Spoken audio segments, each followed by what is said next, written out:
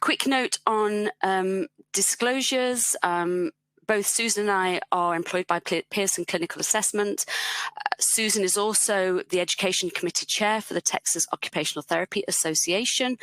And we are, as Pearson, the sponsors of this webinar. Obviously, we are publishers of a lot of the tools that may be mentioned throughout the webinar, or we distribute some of them, and those are listed on the screen as well. And final two slides before we turn our cameras off, their learner objectives. Obviously, today's session is all about supporting sensory and motor needs in the educational environment. I don't need to read through every single learner outcome. This was on the information beforehand, on the sign-up information. And in the interest of time, here's a brief slide just covering our agenda for today.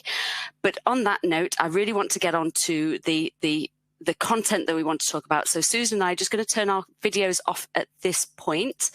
Here we go. And let's get on with these slides. So first slide is, or the first section is just providing an overview of the clinical and educational groups which typically present with motor and sensory needs in an educational environment.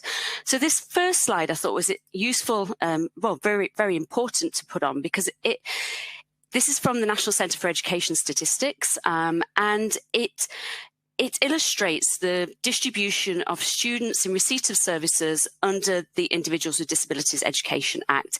And as you will see at the top of the image, specific learning disability is, or difficulty is at the top of the list, followed by speech or language impairment, other health impairment, autism, and so forth. So you can see here, these are the primary groups which are receiving services under IDEA. The point to note here is that just because this is their primary disability type, this is why they're in receipt of their services, or these are their qualifying services, they may also be receiving other services such as OT or PT in addition to the primary services. So, for example, a lot of kids with speech or language impairment will receive OT services as well. So note that there are other services alongside the primary services that are serving these individuals. And this next slide, I think is useful because this depicts, the top line here on the slide, depicts the percentage of time or the number of students who are spending 80% or more of their time inside a general classroom. And you'll see from the year 2000 up to 2018, there's been approximately, I'd say about a 15% increase in students spending more than 80% of their time in a general ed classroom. Conversely, there's been a decrease in time spent outside a general ed classroom. And I think this just highlights the requirement and the need for regular teachers, regular educators to be supporting the needs and be cognizant of the needs of a diverse group of individuals and a diverse group of needs. And I expect there'll be people on here today who are educators supporting students with those needs, but there'll also be people on here who are supporting educators to support students with these needs. So I think this is just showing a sort of a change in the pattern of support and how we provide that support in the classroom environment.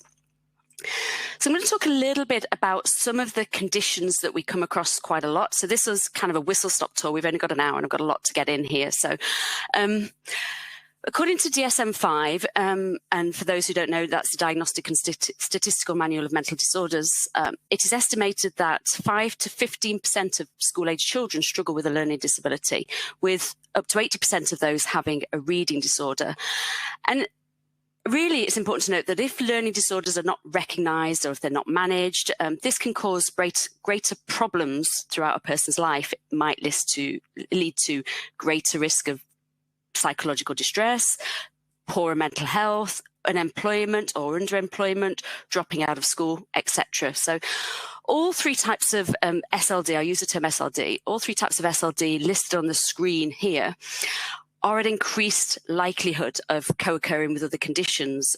One condition that I'll talk about is developmental coordination disorder, or DCD, which I'll come on to on one of the following slides. And it can be difficult to determine when children are demonstrating a learning or motor difficulty alone, or when the problems, when both problems are coexisting together. So carefully observing the kinds of academic tasks that children perform poorly can help us to determine the underlying reasons for poor performance. So, for example, when a child's difficulty is primarily motor-based, they may produce written stories that lack the detail or the vocabulary that you would expect for their age, but they can tell you quite elaborate and well-organized stories. And further, using our skills of observation and further observation, we might see that their writing is slow, it's effortful, that they tend to write shorter stories when asked for written output, and they're not able to complete this in a reasonable time. So these are some indicators that there might be some other things coexisting alongside a specific learning disorder. Related to that is motor and spatial dysgraphia, and I mentioned on the previous slide a little bit about dysgraphia. And there are some key features that can help us distinguish motor or spatial dysgraphia from dyslexic dysgraphia. So, for example, with dyslexic dysgraphia, you may find that things like copying text, drawing, and finger tapping type tasks are intact, but spontaneous handwriting or oral spelling are poor. With motor dysgraphia, there are some differences in that we'd still expect handwriting to be poor, and copying text and drawing and finger tapping to be poor, but conversely, dyslexic dysgraphia, we might find that oral spelling is intact. And with spatial dysgraphia, here we would find oral spelling intact, but we'd also find something like finger tapping, a pure motor task, intact, whereas the copying text and the drawing and the spontaneous handwriting might be poor. So there are some things, some subtle differences that can help us sort of dig a little bit deeper into what are the underlying causes of some of the difficulties. A couple of other things to point out on this slide is that, prevalence of motor and spatial dysgraphia is largely unknown. Studies cite anywhere from 5 to 33% of school-age children.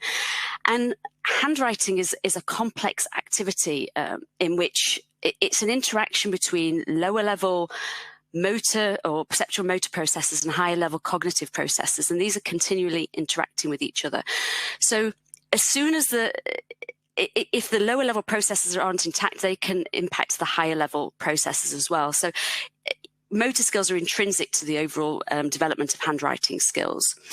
And this is not only important, well, I'd say this is just as important in the digital age as handwriting is an important skill necessary for success in the classroom and beyond. And writing problems are associated with potentially persistent academic struggles, low self-perception, etc.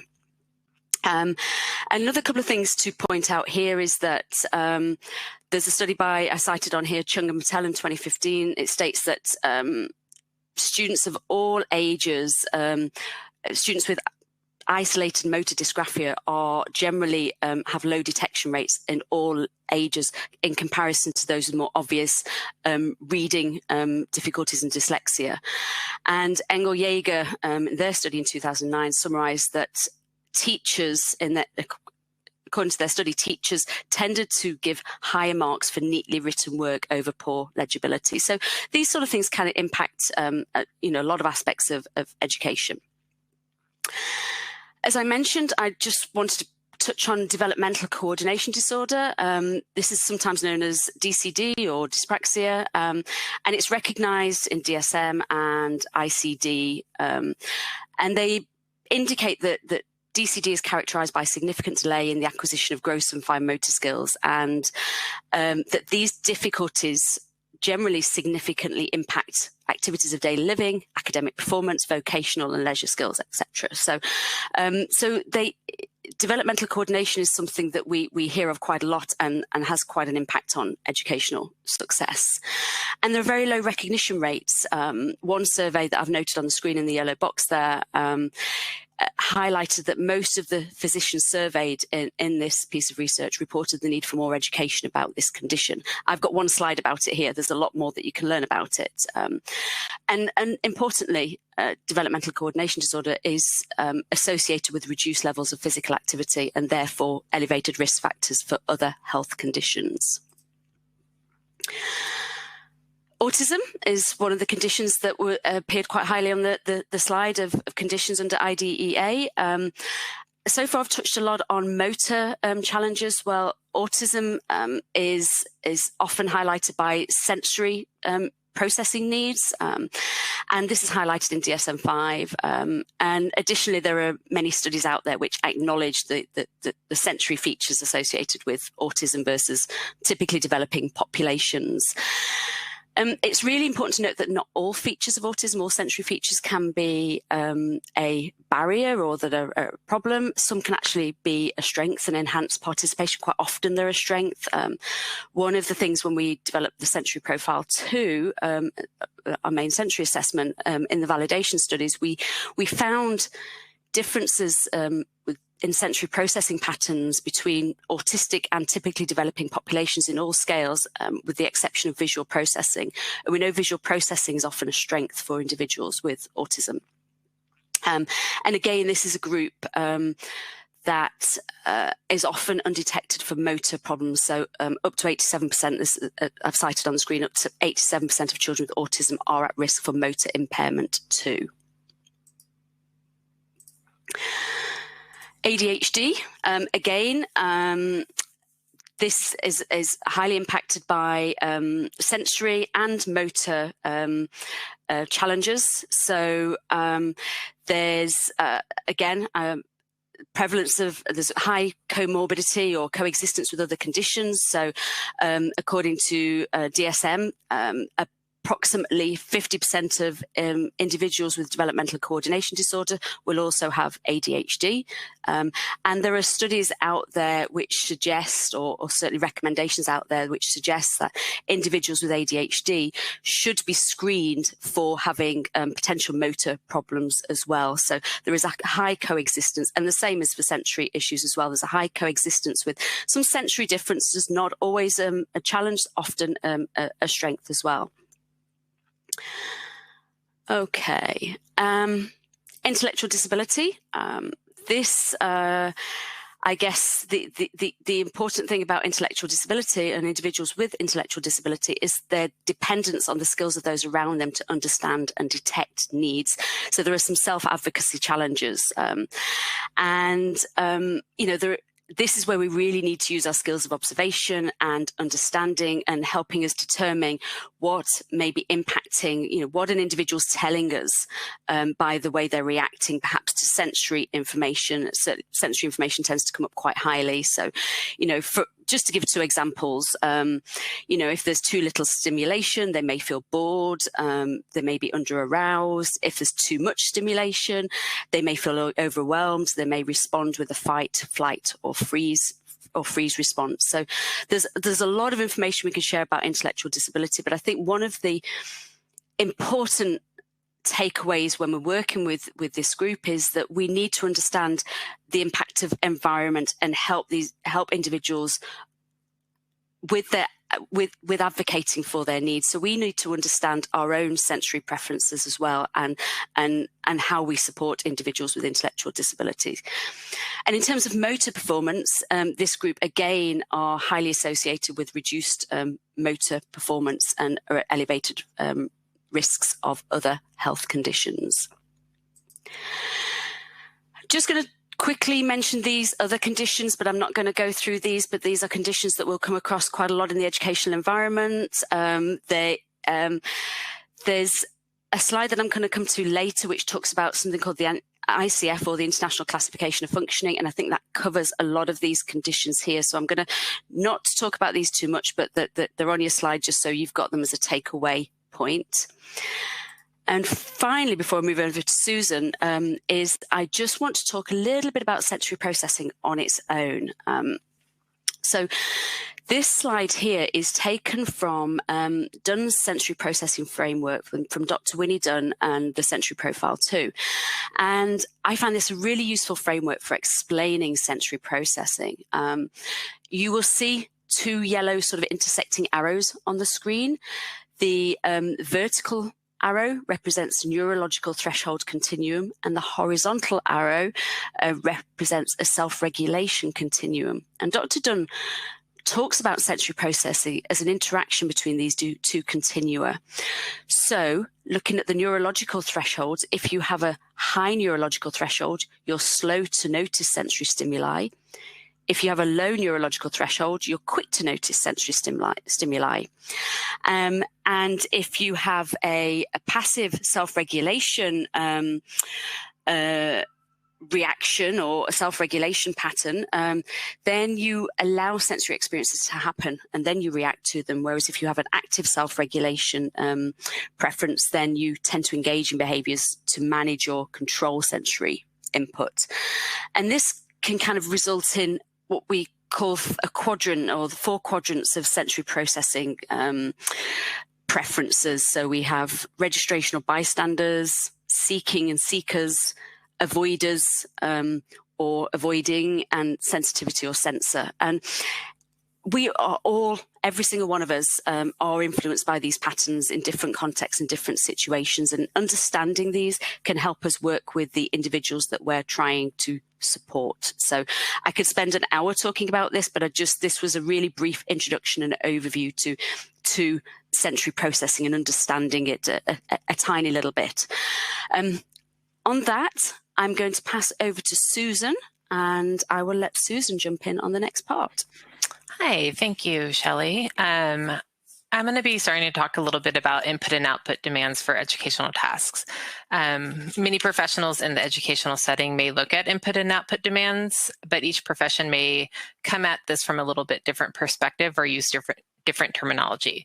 So I wanted to start this part of the presentation by us all getting on the same page and defining inputs and outputs. So when we do demands analysis of different tasks, this allows professionals to break down the task into the individual components to see what is required for student success on any given task. And this can be done in terms of input and output demands. So given the content of this presentation, we are going to focus primarily on the sensory and motor demands when we look at inputs and outputs, although we recognize that there are other demands that should be considered during a comprehensive approach, such as language or cognitive demands. For input demands, this is really about what's being asked from the student, from the student. So whether it's receiving information from their teacher, asking them a question, information from the environment, and their information from their own body. So it's taking the demands that the student is receiving in order to understand what a task or requirement is going to be. Essentially, this would include all the information that a student receives in order to prepare to perform a task in the educational setting. So this example of an individual sitting at his desk, the input might have been the teacher asking a question for that example. When we think about the output demands, that's what we expect to see the student doing in response to that input. So this may be a student following the written instructions that's printed on a worksheet, or it could be ignoring or not responding to distracting sensory input that might be in their environment. So the output demands can be everything that a student must do to complete the task. So in this example, again, we see this young child raising their hand. So that would be a motor output. And then if the teacher called on him, the oral response would be another output demand for that task.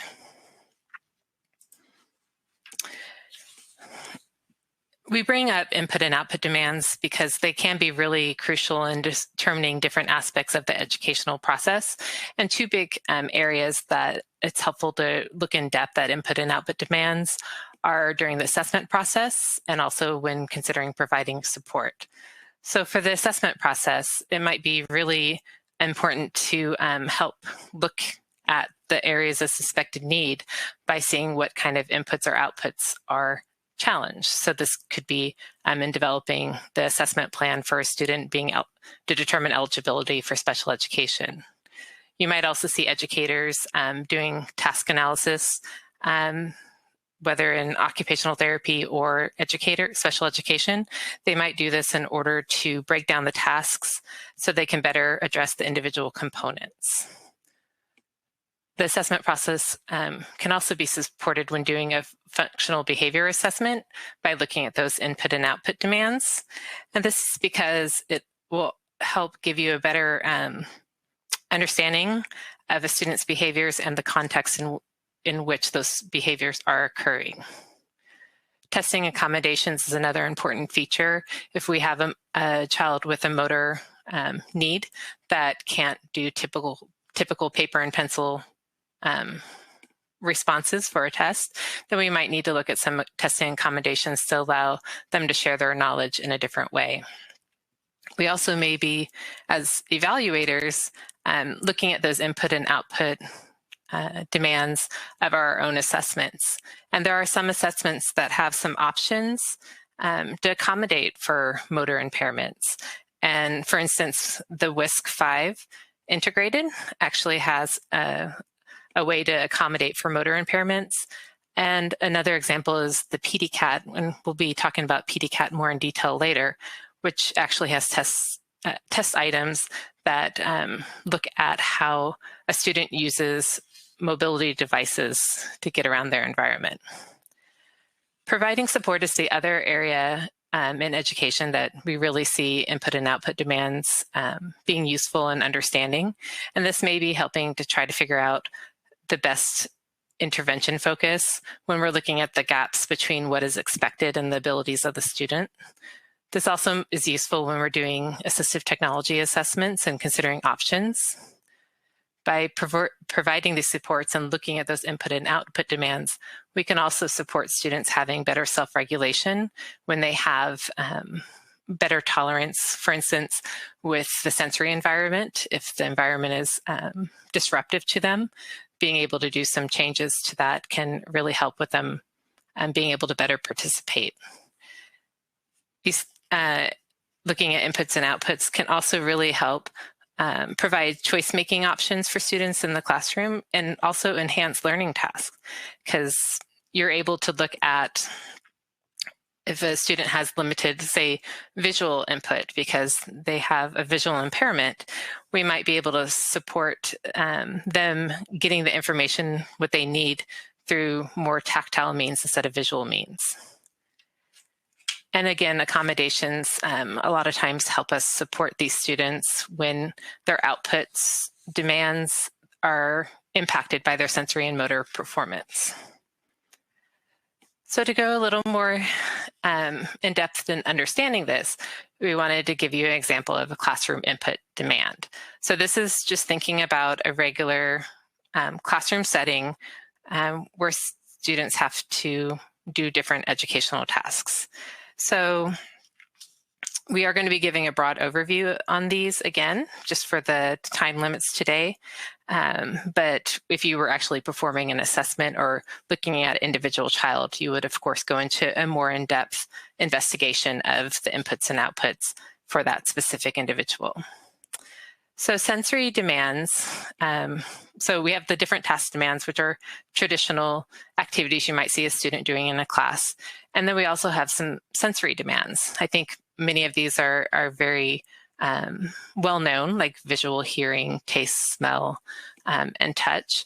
But just to touch on a couple of the other sensory demands that we might be looking at would be vestibular function. And for those that are new to that term, that relates to the sensation related to position, balance, and secure movement against gravity. So it's that movement registration.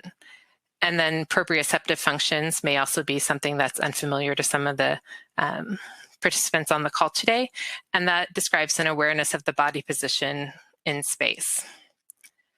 Interoception is also another sensory function that we might be considering, and that is that internal detection of changes in your own system, so your own personal body through receptors. So it might be your awareness of hunger, thirst, digestion, your state of alertness. And then this last part of input demands we'd be focused on would be those environmental factors.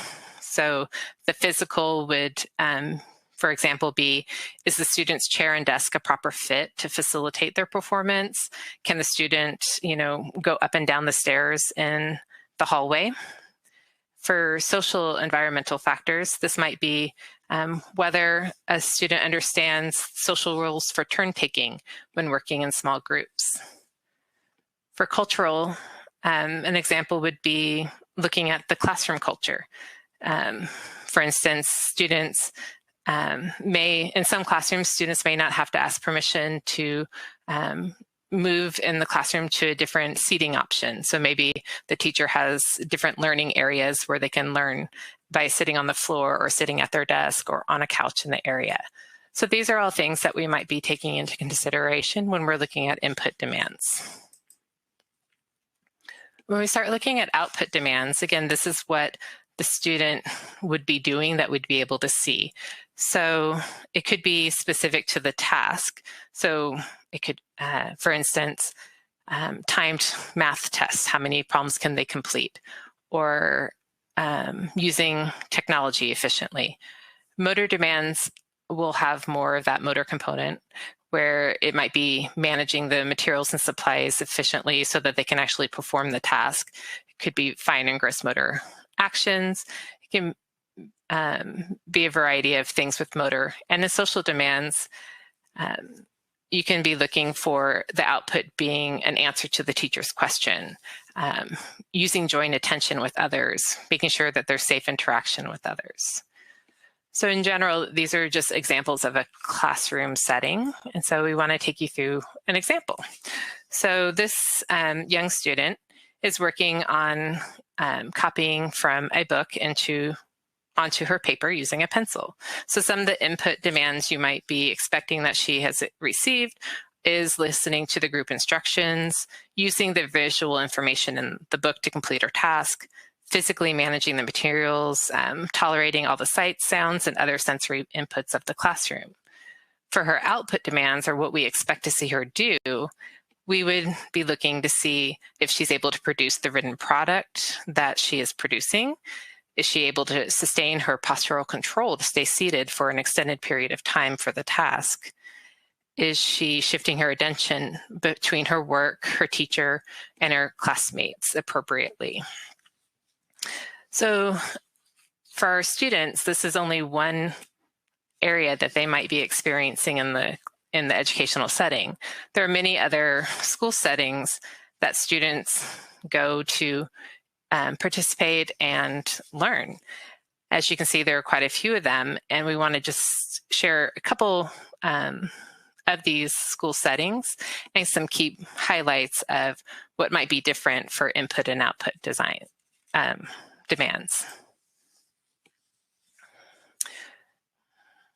So many of our students in the last year have had to learn how to do virtual learning. So virtual learning, although it has many similar inputs and outputs as in-class learning, there are some additional inputs that we might need to be considering. For instance, using technology requires different skills than just being present in a classroom. Also, the sensory environment may be changed quite dramatically. Instead of having a nice, quiet classroom where everyone is focused and working on the same thing, now they might have a parent that's also on a Zoom call at the same time, or siblings playing in the area while they're trying to complete their work. And seated positions may also be more challenging in virtual environments because the seating options are more limited in the classroom and aren't necessarily targeted for children of a certain size to be at. So there might need to be some changes there. So we also, in the educational setting, expect students to do some small group work instead of independent work. And when we look at the input demands and output demands for this type of setting and activity, the sensory is going to be very different here because now the students are all in close proximity to each other, And now a student may have to adjust and accommodate to accidental touch, or there also will be more social demands for the cooperative work that is expected during a small group setting. I think all of us can remember our days in schools, whether you're still going into cafeterias or you remember it from being a child. There's a significant difference in between a cafeteria style setting than a controlled classroom setting. If you can recall the increase of volume and the smells and sounds and sights and everything because of so many kids being in such a large space. And this is one of the reasons why it's key to really think about the inputs and outputs in lots of different settings, because each setting truly has its own set of challenges. So in the cafeteria setting, we also might see some more focus on the self-care skills. So actually eating, opening packages and things like that, that we may not be aware of or see much in the educational setting. For our last setting, it's going to be out on the playground.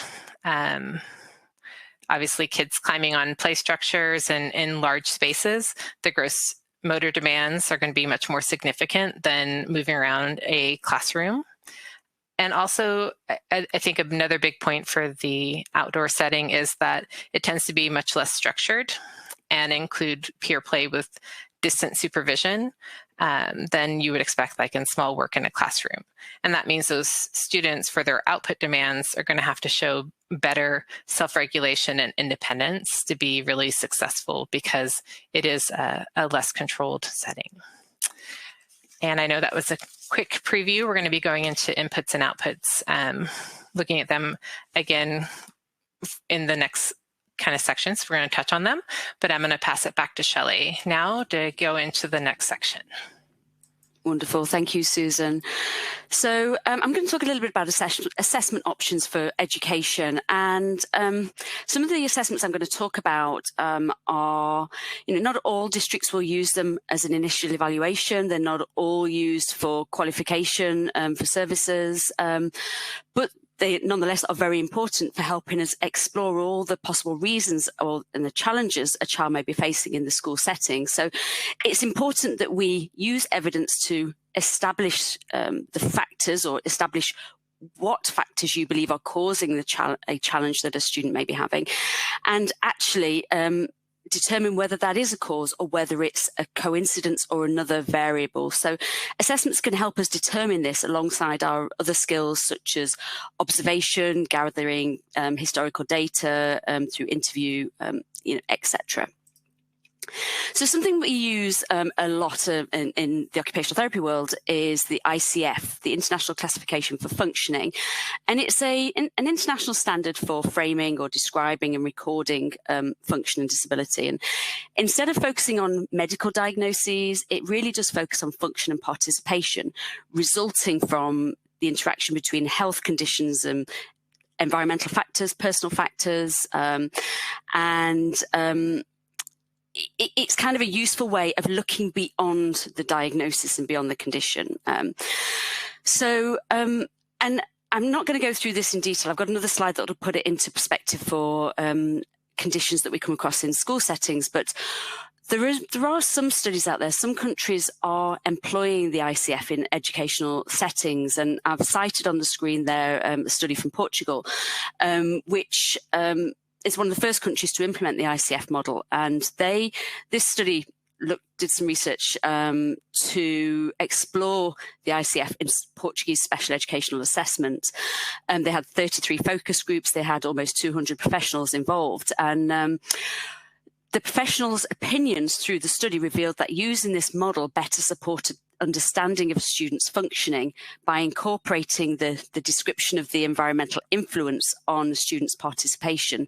So one of the key recommendations from this study highlighted the need for assessment tools to be able to capture environmental influences students' functioning, and the importance of specialised training and collaboration between school-based and external professionals. Other countries are doing this too, but I think this study is a good example of a special ed assessment and how we can look beyond those component sort of parts. This slide just applies the ICF. I took neurodevelopmental conditions and I just added some information about what does body structure and function mean. So, for example, that could be movement, voice, vision, hearing, pain. What does activity mean? It might be mobility, learning, eating, drinking.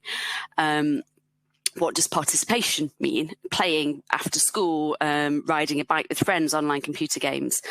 And some of the environmental factors such as complex home environment, attitudes of others, educational policy, etc. And personal factors, self-esteem, frustration. And this highlights the need to look beyond the assessment of kind of skills in isolation, but to consider the child's much wider health and societal context when we're looking at needs in an educational environment. So we also we often talk about, certainly in OT, we use two terms quite often, top-down and bottom-up assessment, with top-down assessment capturing the bigger picture, such as that function and participation environmental needs that we talked about in the ICF model, whereas a bottom-up focuses on body structures and functions. And ideally, we need an interplay between both types of assessment, or to use both types of assessment to actually look at determine the needs of individuals that we're working with. So functional skills assessments, those top-down assessments, tend to look at the bigger picture, what's important to the individual. It's more linked to the activities and participation levels of the ICF. But they can also be useful for documenting change, for supporting collaborative goal setting and identifying the needs of the individual. Conversely, performance-based or bottom-up assessments, these focus primarily on the body structure and the sort of impairment level of the ICF. But these are often standardized assessments, those that can be collect data for comparing with peers, for monitoring outcomes. So there's a value of both types of assessment in determining the needs of individuals. Ideally, as I said, you want to use a combination of top-down and bottom-up. And by doing this, we can, I've got 6 buckets on the screen here where we talk about screening, context of environment, outcomes, intervention planning, comprehensive assessment, etc. And we need to have a combination of these at our fingertips, really, to be able to use. So I'm really going to rush through some of these bits and the next few slides, because I think a lot of this people will know, but it's sort of directing you to where you can get a little bit more information and some of the tools that you might be able to use and why you might be able to use those tools. So firstly, sensory profile. And I'm sure many of you have heard of the sensory profile tools. These are caregiver or teacher questionnaires, and they look at sensory processing in context. So they can be useful for identifying those sensory processing needs in a home or a school environment. And one of the great values of the sensory profile is that it's helpful for providing insight and helping individuals become advocates for understanding their own sensory processing needs. And there's a lot of pieces to the sensory profiles, and I could spend an hour on this, but I think one of the things is really about bringing out the strengths of an individual. We're not just identifying where some of the needs and challenges are, but we're identifying where some of the strengths are and how we can use and enhance or utilize those strengths to help an individual participate in the school environment. And there's a really useful piece within the sensory profile assessments called an assessment and planning report, which helps us look at that context, helps us really look at that top-down approach and looking at all the things that are impacting on an individual's sensory processing. So it helps you understand why an individual is responding in a certain way. And in the back of the manual, a lot of people don't know this, but there is an ecological assessment of sensory processing features in the back of the sensory profile manual, which helps you look at those features in the context of school or home environments and identify what might be causing more challenges. So if you are familiar with the sensory profile, then I urge you to go and have a look at that. In terms of the areas of the buckets that the sensory profiles touch, they can be screening assessments, they can provide comprehensive assessment, very useful for planning intervention and accommodations. And as I said, that top-down approach helps us look at the context and environment of sensory processing, so we can look at those sort of input and output demands that Susan talked about. Another one is called the Pdcat, and this is a computer adaptive questionnaire that looks at functional skills. Again, it's very much a top-down assessment. It looks at functional skills, and it's dynamic in that it has filters to help us understand the participation function needs of individuals with different mobility needs, whether they're using mobility devices, walking aids and things like that. It also has a filter for autism, so it has a scale specifically for understanding the needs of individuals with autism. And it has a short and a long version, so it really helps us kind of understand where the challenges might be for an individual in an educational or a home-based environment. And Pdcat touches all 6 buckets that I had a couple of slides ago. It can be used for screening, for comprehensive assessment, for outcomes, for intervention planning. The filters in it allow it to provide a dynamic assessment, and it really does pick up on those context environmental features. I'm sure many of you have heard of the Beery VMI. This is very much a bottom-up assessment. It is looking at performance skills. So, ideally used alongside a top-down assessment, it will look at performance skills and really look at the nuances of body structures and function and how they affect performance skills. So, again, there's a short form, and it's great for group or individual administration. And one thing I get asked about a lot is telepractice options. We do have telepractice options, so if you are seeing individuals remotely, we do have some very detailed guidance on administering the Beery via a telepractice scenario. Okay, and I'm going to quickly move on to the Miller function and participation scales. This is a tool that is very much targeted at I think it's 2 to 7 and 11, or 2 years, 6 months to 7 years, 11 months. This aligns with the ICF framework. So this assessment is looking at fine and gross motor skills using game-like tasks and relates them to school participation. So it's using both the top-down and the bottom-up approach. It's looking at the component skills, but also looking at them in context. So it has additional observational checklists for looking at participation in school and home environments. So the Miller is, I think, a really useful tool for helping us identify those early needs in that younger age group. And again, you can see it, this will be in your handouts, the sort of buckets that touches upon. School function assessment is very much a top-down assessment. It's looking at school-based functional skills. And it can be used for a variety of physical and behavioural conditions. So it's ideal for IEP planning, and it can be used in regular education and special educational settings, and it's a focus on function regardless of the methods used. So, it might be, how is someone managing around the cafeteria?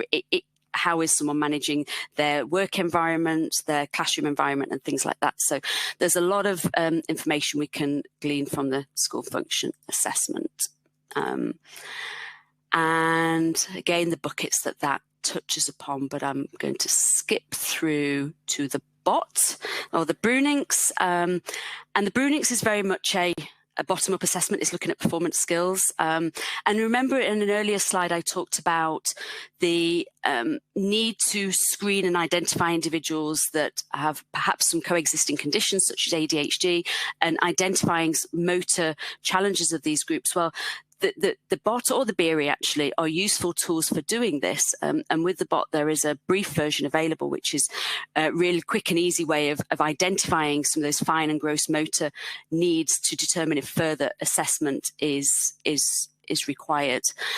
And again, some of the buckets that the bot, it touches on a lot of the areas that I talked about in one of the earlier slides. And then finally, before I pass you back over to Susan, is an assessment called the DASH, or the Detailed Assessment of the Speed of Handwriting. And this is purely a handwriting assessment, and it really does look at that. It looks at handwriting speed, as the name of the assessment would allude. So it's very much looking at the performance skills and looking at handwriting speed in context. So you will have one part of the assessment talks about looking at there's a copying task where you copy a sentence and then you copy the sentence again, but using speed. So if you're asked to copy that sentence and you have to do it in a timed or a high sort of performance way, maybe it's an examination situation or something like that, you can look at the difference in legibility between doing that slowly and methodically versus doing it under pressure and a timed scenario. And again, that can be group or individual administered. One of the great things about the DASH is that it's very useful for accommodations, for needing increased time, for examinations, for testing, for support in the classroom environment. And that's one of the primary uses of it. That's a really whistle-stop tour of the assessments, but just to give you a flavour and some information that you can go and sort of delve deeper into. But I want to pass you back over to Susan, because I think Susan's got some really useful information to share with you about strategies. So away on to you, Susan. Thank you, Shelley. Yes, we're going to just go. There's a lot of information on these slides. I wanted to be able to share some resources for you guys to come back to, because we do know that we took a big bite of content for this presentation today. So we're just going to be doing a very general and broad overview of the strategies to support students with sensory processing and motor needs in the upcoming slides. And one of the things that we think about of student success, a big factor that contributes to that is that student participation. And in the research, there are a lot of different ways that participation can look. And here are some examples of it. Everything from them just being able to be on task to contributing in classrooms. And so really, it's making sure that our students with these needs have opportunities to engage with others in these shared activities and participate in their classroom.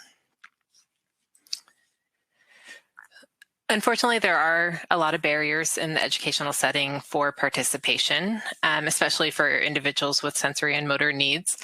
And these can include the physical environment, the social environment, access and getting appropriate services, as well as the task demands.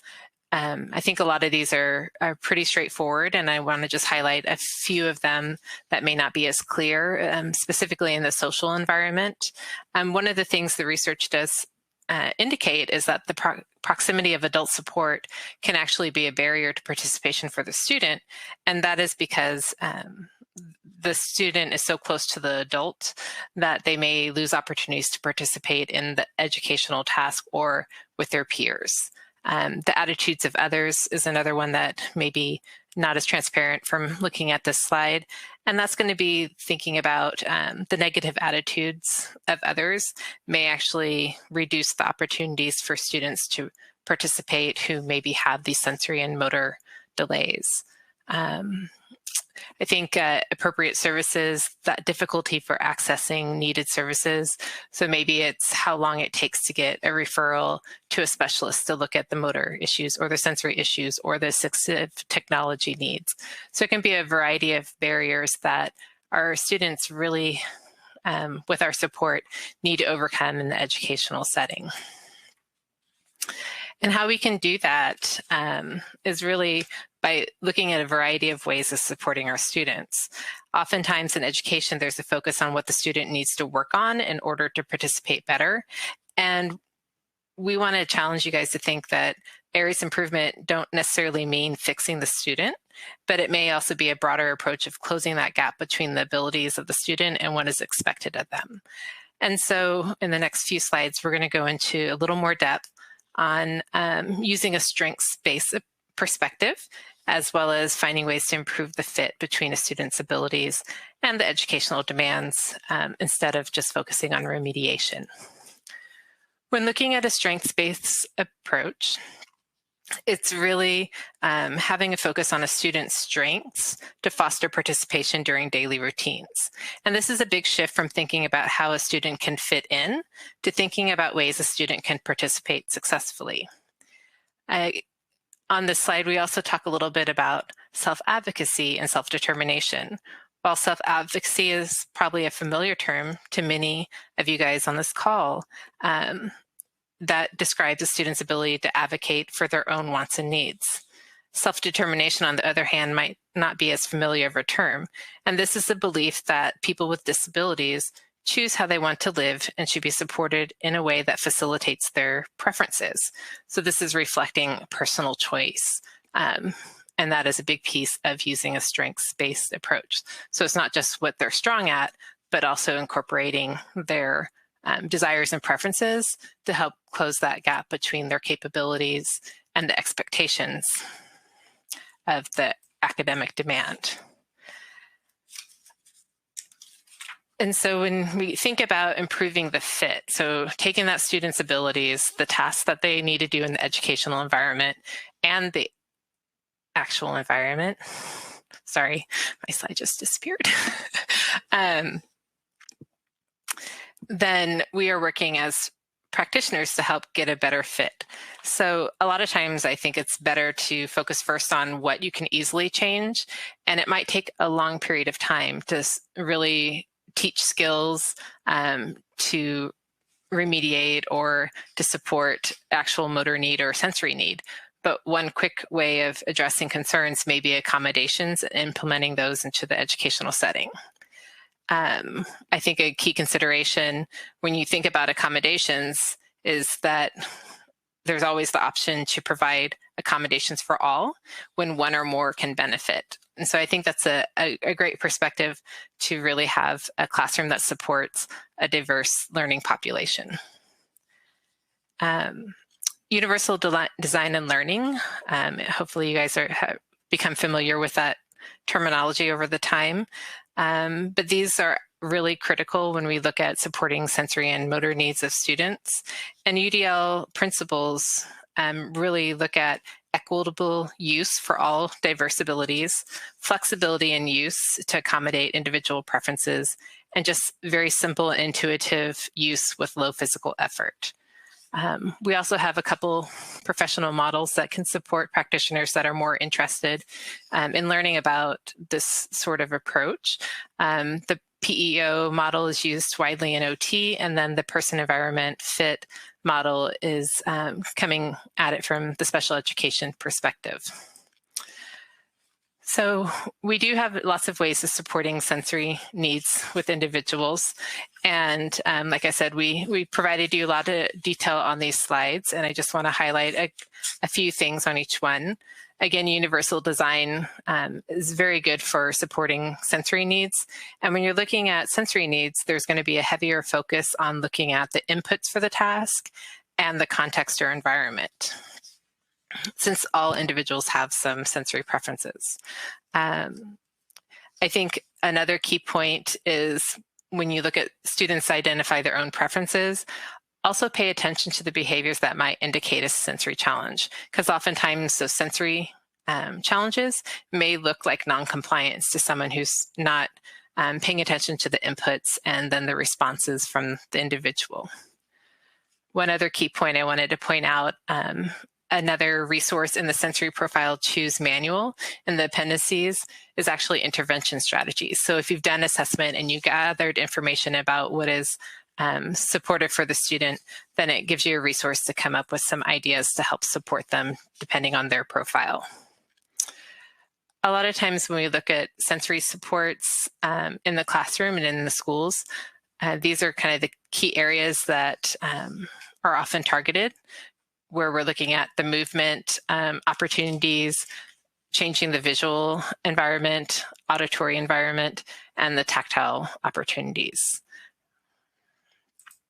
If we take the time and address these sensory processing challenges in the settings, we often will see improved peer interactions because they're handling their sensory environment better and are more available to have engagement with others. Their participation in the class, you might see their classroom performance improving because their attention is better. And those are all great reasons to be supporting these kids. Supporting motor needs also may be looking at using UDL principles, but in